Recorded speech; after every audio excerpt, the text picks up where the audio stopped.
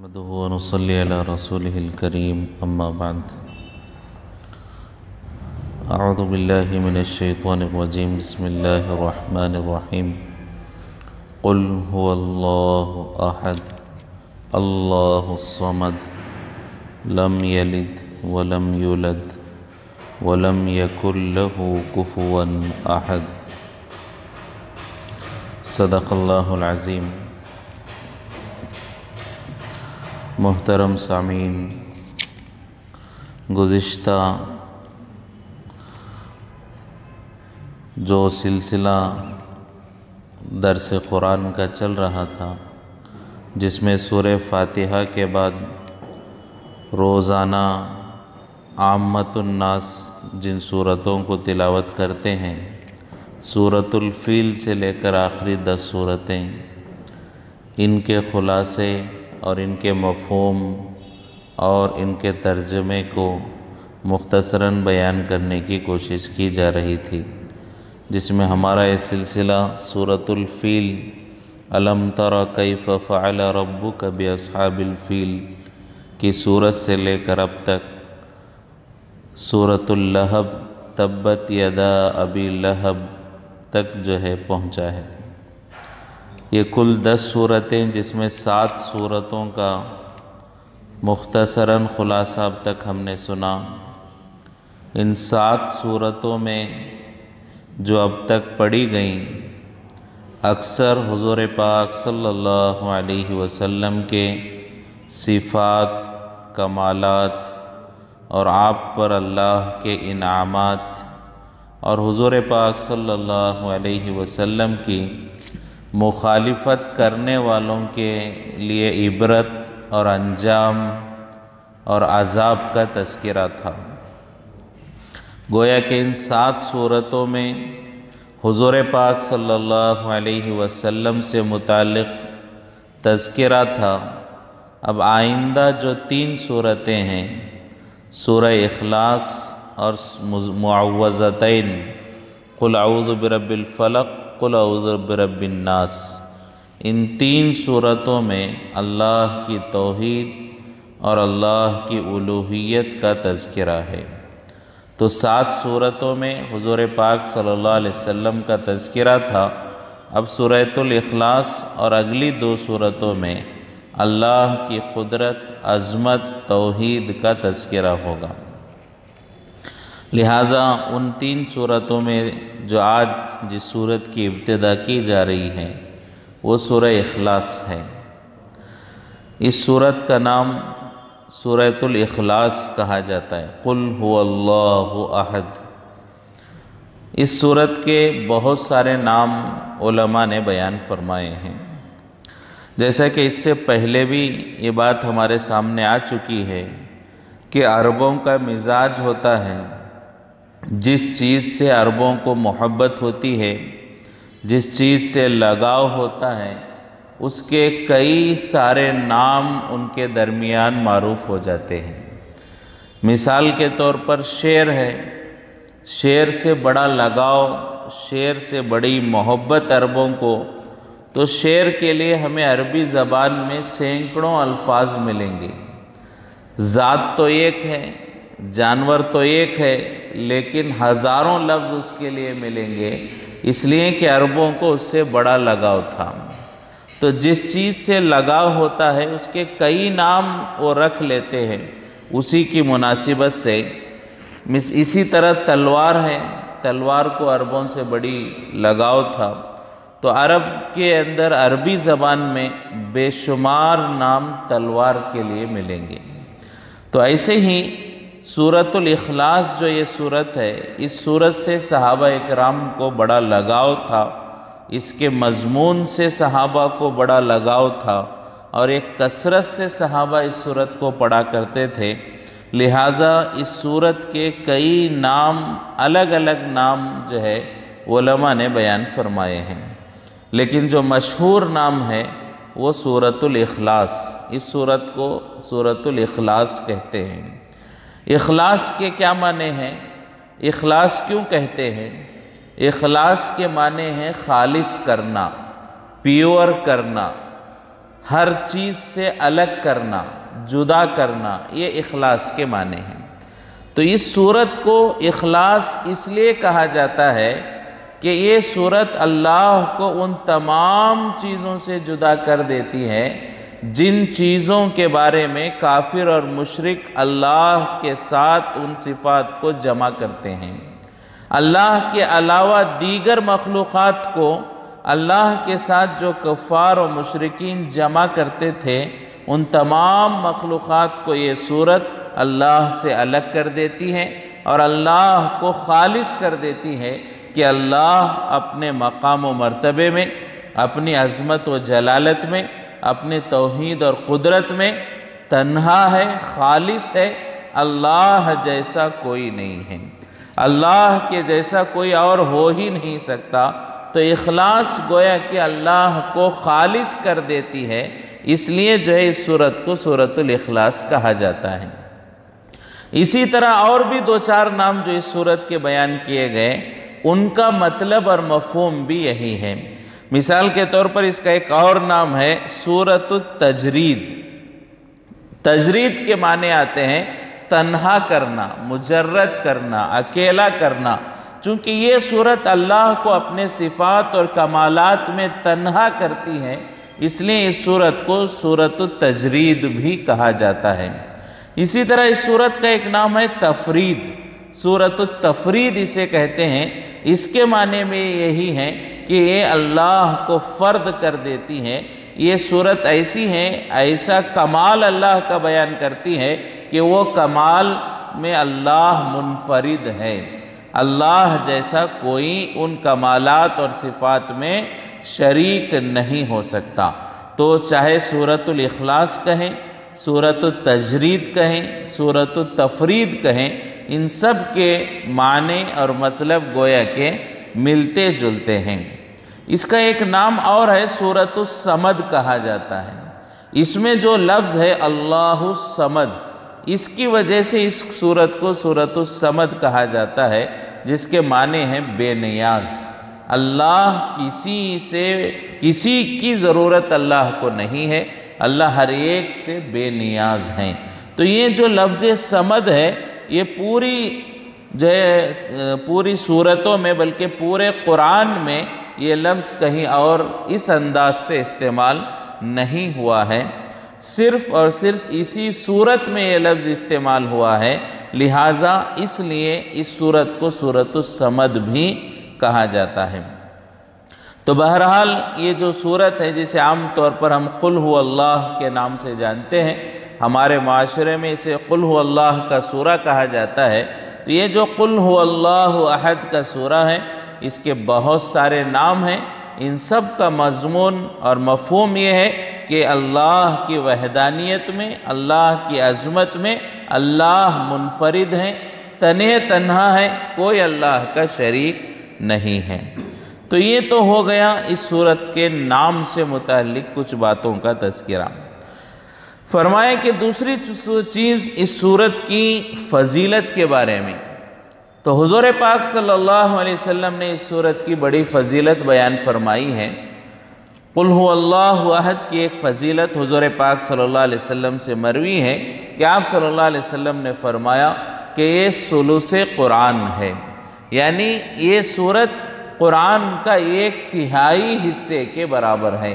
قرآن کے اگر 3 حصے کیے جائیں تو گویا کہ یہ سورت 1/3 حصے کے برابر ہے۔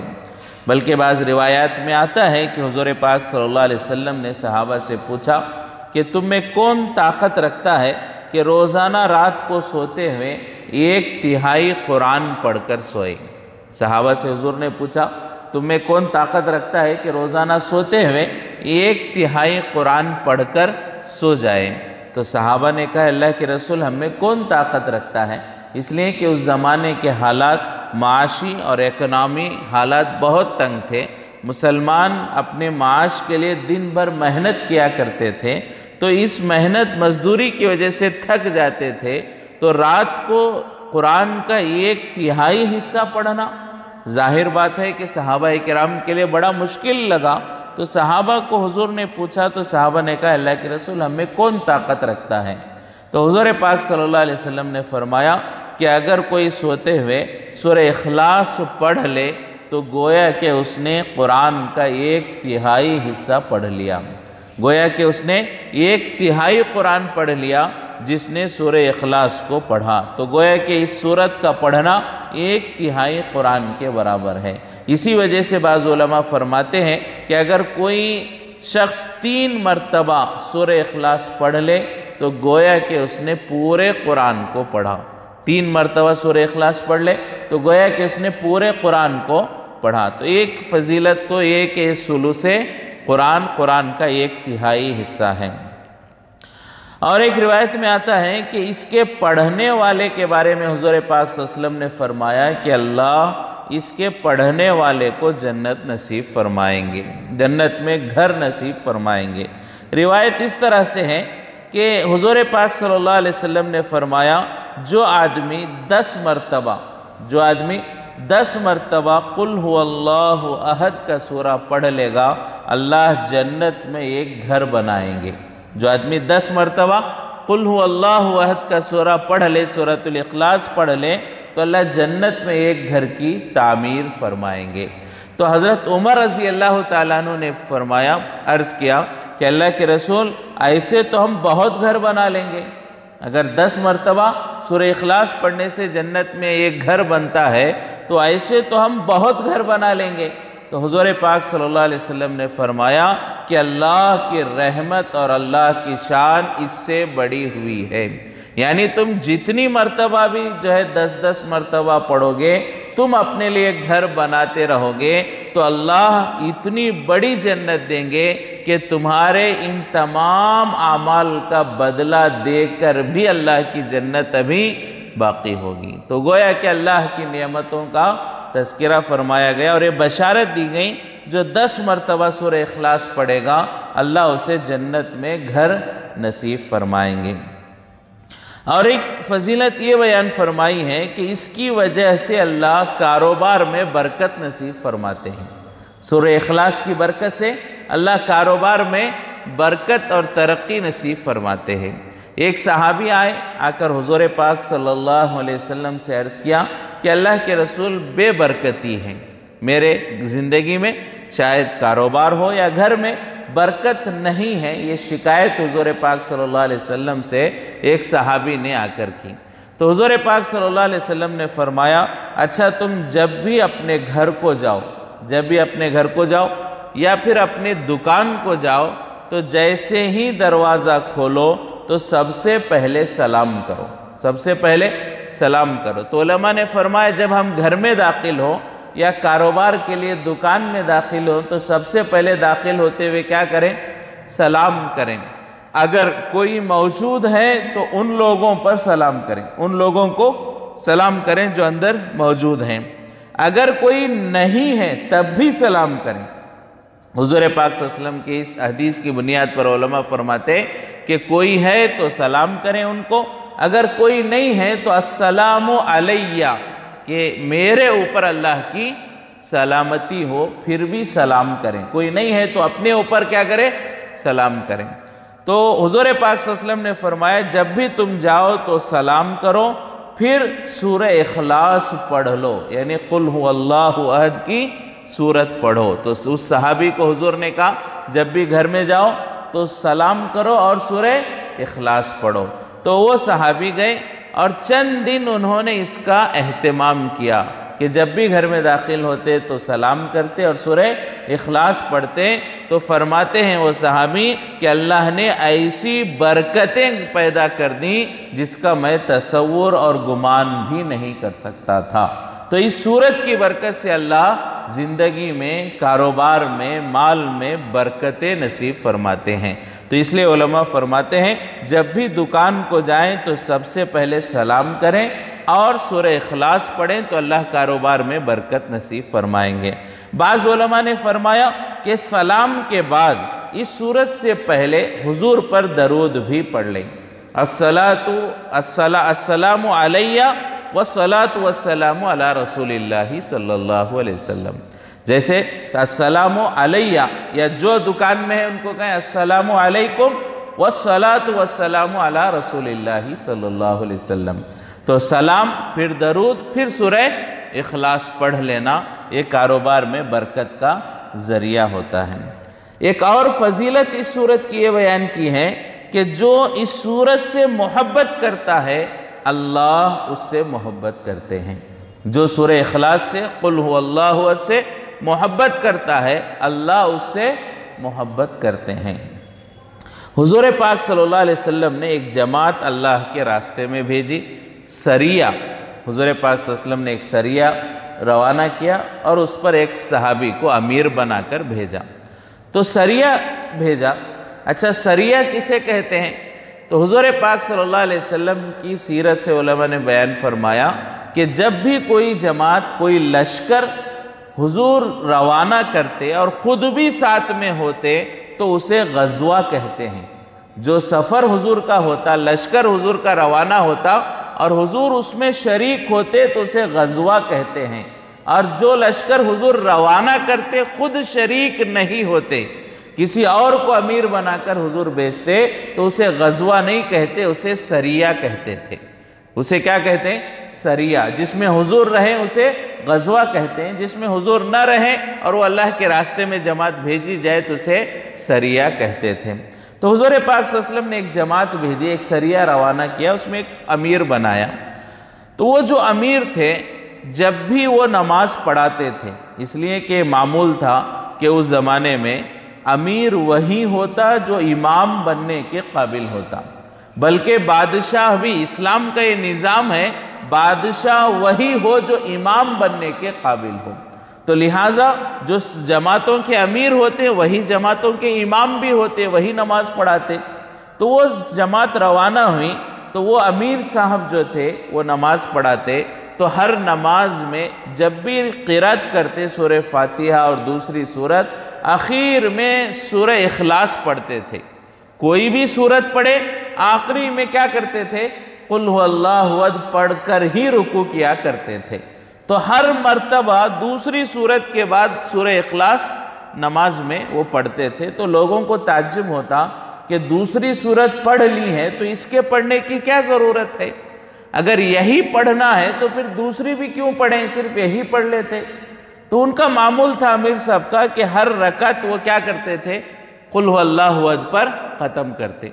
लेकिन अमीर थे तो जो साथी थे, मानने का मिजाज था सहाबा का, अमीर की किसी अमल पर एतराज़ नहीं करते थे। तो देखा, कुछ नहीं कहा।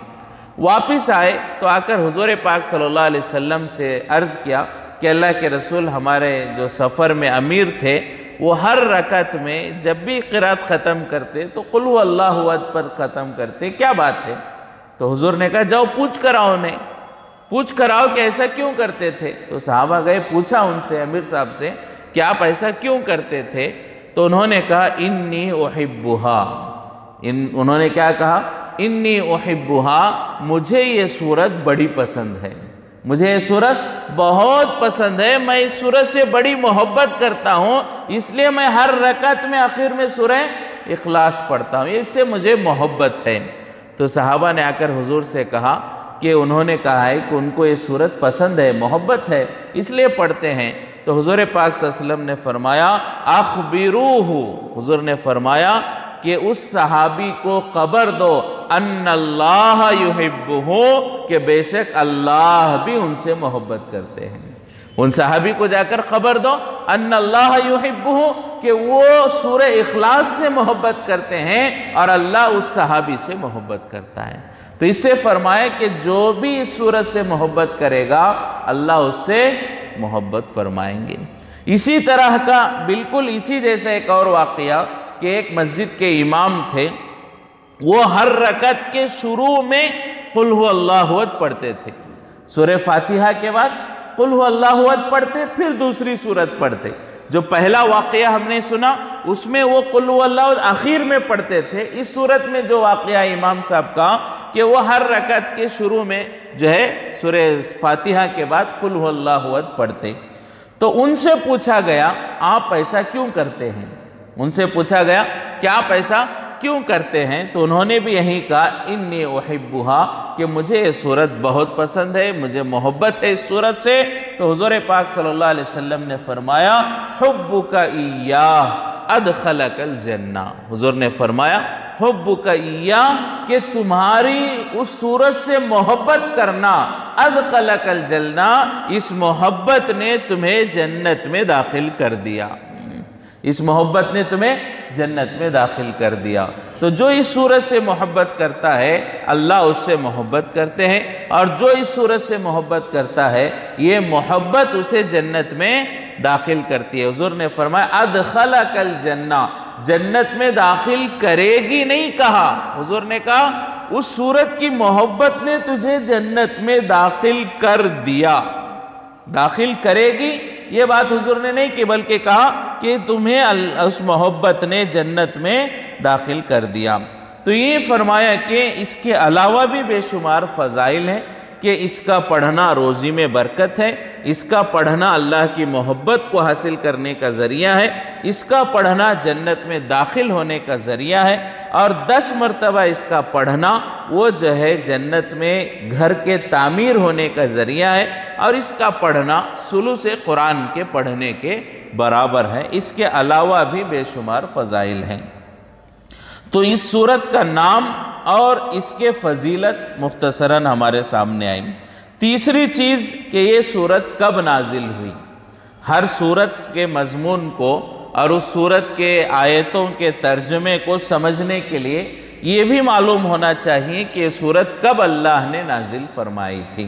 تو یہ جو سورت ہے قل هو اللہ احد کی سورت، اس سورت کے بارے میں تمام ہی علماء یہ بات بیان فرماتے ہیں، تمام ہی مفسرین گویا کہ یہ فرماتے ہیں کہ یہ مکی سورت ہے، مکے میں یہ سورت نازل ہوئی ہے۔ جب حضور پاک صلی اللہ علیہ وسلم مکے میں تھے اس دوران اللہ نے یہ سورت کو نازل فرمائی۔ بعض مفسرین کی رائے ہے کہ یہ مدینے میں نازل ہوئی، لیکن اکثر اور بیشتر گویا کہ تمام ہی مفسرین کے اعتبار سے، مورخین کے اعتبار سے صحیح قول یہی ہے کہ یہ سورت مکے میں نازل ہوئی ہے۔ مکے میں نازل ہوئی، اس کی جو ہے علت اور اس کی وجہ، سبب شان نزول، یہ کیوں نازل ہوئی، یہ سورت اللہ نے کیوں اتاری ہے، تو اس کے پیچھے کچھ واقعات علماء نے بیان فرمائے ہیں۔ پہلا مسئلہ، پہلا واقعہ یہ ہے کہ حضور پاک صلی اللہ علیہ وسلم سے کافروں نے آ کر پوچھا صف لنا ربک، کہ اے محمد تم کہتے ہو میں ایک اللہ کی طرف بلاتا ہوں، میں رب کی طرف بلاتا ہوں، تو بتاؤ کہ تمہارا رب کون ہے، وہ کس چیز سے بنا ہوا ہے، اس کا کیا حال ہے، تم اپنے رب کا حال بیان کرو۔ اس لیے کہ اس زمانے میں تو لوگ جو رب مانتے تھے وہ مورتیوں کو مانتے تھے، ان کے خدا کوئی سونے سے بنا ہوا تھا، کوئی لوہے سے بنا ہوا تھا، کوئی پتھر سے بنا ہوا تھا۔ تو انہوں نے حضور سے پوچھا کافروں نے کہ بتاؤ کہ تمہارا رب کس سے بنا ہوا ہے، تمہارے رب کا حال کیا ہے، اس کے بارے میں ہمیں بتاؤ، تمہارے خدا کے بارے میں ہمیں بتاؤ۔ تو اس کے بعد اللہ نے یہ سورت نازل فرمائی۔ تو کافروں کے سوال پر اللہ نے یہ سورت نازل فرمائی۔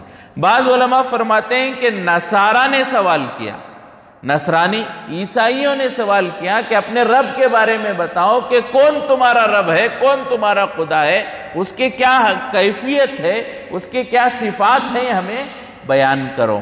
تو نصارہ کے اوپر جو ہے پوچھنے پر اللہ نے آیت نازل فرمائی جس میں یہ لفظ ہے لم یلد ولم یولد، کہ اللہ نہ کسی سے پیدا ہوا اور نہ ہی اللہ نے کسی کو پیدا کیا، وہ کسی سے پیدا بھی نہیں ہوا، اس نے کسی کو پیدا نہیں کیا۔ تو یہ جملہ نصرانیوں کے لیے جواب ہے، اس لیے کہ وہ مانتے ہیں کہ حضرت عیسیٰ علیہ السلام خدا ہیں۔ نصرانیوں کے عقائد میں سے ایک یہ بھی ہے کہ وہ حضرت عیسیٰ علیہ السلام کو خدا یا خدا کا بیٹا مانتے ہیں۔ تو یہاں پر اللہ نے اس کا جواب دیا کہ اللہ تو وہ ہے نہ کسی سے پیدا ہوا نہ اس نے کسی کو پیدا کیا۔ تو اس میں گویا کہ نصرانیوں کے سوال پر اللہ نے جواب دیا۔ تو بعض علماء فرماتے ہیں کافروں نے سوال کیا، بعض علماء فرماتے ہیں کہ نصرانیوں نے سوال کیا، اور بعض مورخین فرماتے ہیں کہ یہودیوں نے سوال کیا، یہودیوں نے سوال کیا تو اس کے جواب میں اللہ نے یہ سورت نازل فرمائی۔ اور بعض علماء فرماتے ہیں کہ اس سے پہلے سورہ کافرون اللہ نے نازل فرمائی، جو اس سے پہلے ہم نے پڑھی قل یا ایھا الکافرون، وہ سورت اللہ نے نازل فرمائی۔ اس سورت میں 2 مرتبہ یہ لفظ ہے جس کو ہم نے پڑھا کہ لا تعبدون، جس میں یہ لفظ ہے وَلَا أَنْتُمْ عَابِدُونَ مَا عَبُدْ، اس میں کیا ہے وَلَا أَنْتُمْ عَابِدُونَ مَا عَبُدْ، یعنی جس کی میں عبادت کرتا ہوں تم نہیں کرتے۔ حضور نے کیا کہا؟ جس کی میں عبادت کرتا ہوں اس کی تم عبادت نہیں کرتے، جس کی تم عبادت کرتے اس کی میں عبادت نہیں کرتا۔ تو حضور نے اس صورت میں اللہ نے جو نازل فرمایا، حضور نے بیان فرمایا تمہارے خداؤں کی میں عبادت نہیں کرتا، میرے خدا کی تم عبادت نہیں کرتے۔ تو اس صورت کے بعد لوگوں نے پوچھا تو ہمارے خداؤں کو تو تم نہیں مانتے، معلوم ہے ہمارے خدا یہ رکھے ہوئے، ہمارے خداؤں کو تم نہیں مانتے، لیکن یہ تو بتاؤ تمہارا خدا کون ہے، یہ تو بتاؤ تمہارا خدا کون ہے۔ تو یہ سورۃ الکافرون میں جو ما اعبد کا لفظ حضور نے بیان فرمایا، میں جسے مانتا ہوں اس کو تم نہیں مانتے، تو لوگوں نے سوال کیا آخر تم کسے مانتے ہو؟ اس لیے کہ اس زمانے میں ایک مزاج تھا کہ وہ اپنے ہاتھوں سے بنے ہوئے لوگوں کو چیزوں کو خدا مانتے، تو کوئی خدا لوہے سے بنا ہوا، کوئی پتھر سے بنا ہوا، کوئی پیتل سے بنا ہوا، کوئی کسی اور چیز سے بنا ہوا تھا۔ تو اسی اعتبار سے انہوں نے پوچھا، حالانکہ اللہ ان تمام چیزوں سے پاک ہیں، تو اللہ نے جواب میں یہ سورت نازل فرمائی قل هو اللہ احد، جو ہے اللہ نے اس میں اپنی معرفت اور اپنی توحید اور عظمت کو بیان فرمایا۔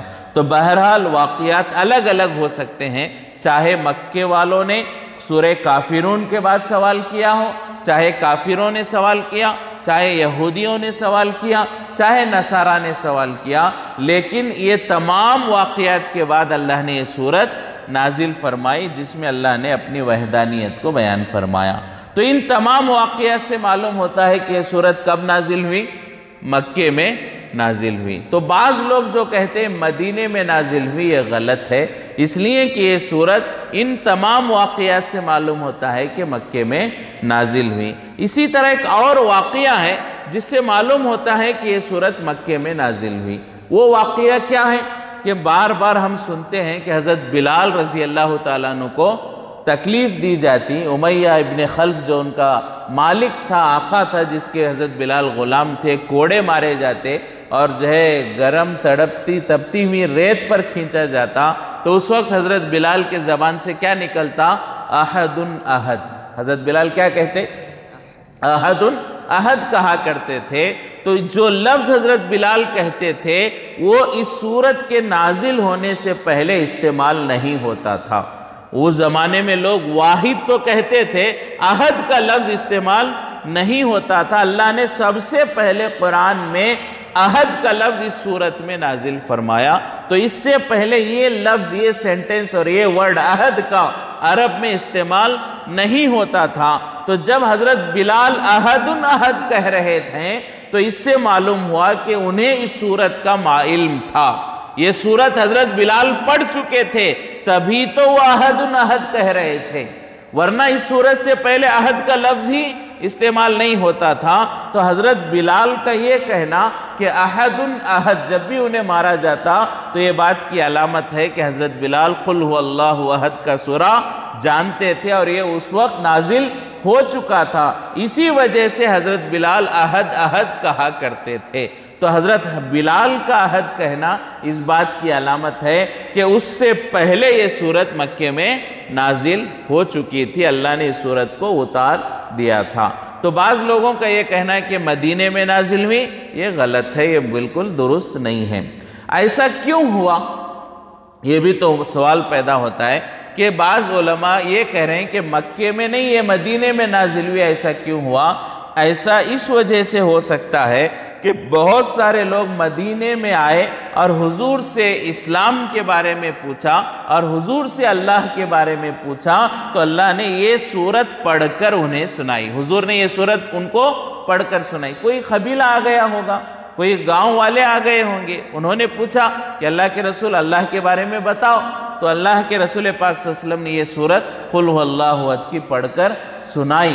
تو وہ لوگ سمجھے ہوں گے کہ آج ہی یہ سورت نازل ہوئی ہے، حضور نے ہمیں پڑھ کر سنائی۔ پہلے نازل ہو چکی تھی، چونکہ اس میں جتنے اچھے انداز میں اللہ کے قدرت توحید کو بیان کیا گیا، اتنا کسی اور صورت میں مختصر انداز میں نہیں بیان کیا گیا، تو بہت سارے لوگوں کے پوچھنے پر حضور نے جواب میں یہ صورت پڑھ کر سنائی۔ ایسے کئی موقع آئے، تو ان لوگوں میں سے کسی نے سمجھا ہوگا کہ شاید یہ صورت ابھی مدینے میں نازل ہوئی ہے، ورنہ یہ اصل میں کب نازل ہوئی ہے؟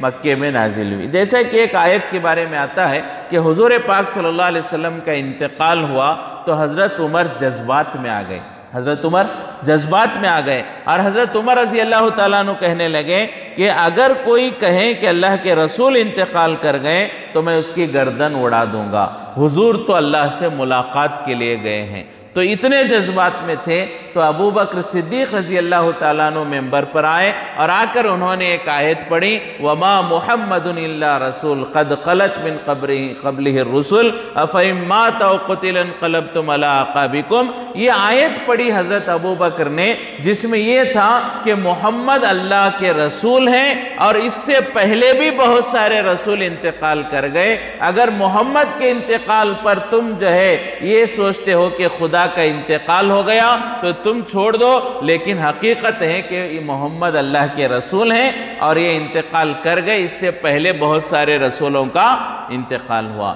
تو یہ آیت پہلے نازل ہو چکی تھی، لیکن جب حضرت ابو بکر نے پڑھی تو حضرت عمر کہتے ہیں مجھے ایسے لگا جیسے آج ہی آیت نازل ہوئی ہو، مجھے ایسے لگا جیسے آج ہی آیت نازل ہوئی ہو۔ تو فرمایا کہ یہ آیت پہلے نازل ہو چکی تھی، لیکن اس موقع پر انہیں لگا کہ آج نازل ہوئی۔ ایسے ہی قل هو اللہ احد کا سورہ مکے میں نازل ہو چکا تھا، مدینے میں لوگوں کے سوال پر حضور نے جب یہ پڑھا تو بعض لوگوں کو لگا کہ آج ہی یہ سورت نازل ہوئی ہوگی، تو اس کے لیے فرمایا کہ ان کو یہ مغالطہ ہوا کہ مدنی صورت ہے، ورنہ اصل میں یہ مکی صورت ہے۔ تو یہ کچھ باتیں اس صورت کے نام اور فضیلت اور اس کے شان نزول کے بارے میں تھی۔ آئندہ انشاءاللہ اس کے مفہوم اور خلاصے کو پڑھیں گے۔ اللہ تبارک و تعالی ہم تمام کو سورہ اخلاص سے محبت کرنے اور اس کے پڑھتے رہنے اور اس کے فضیلتوں کو حاصل کرنے کی توفیق نصیب فرمائے۔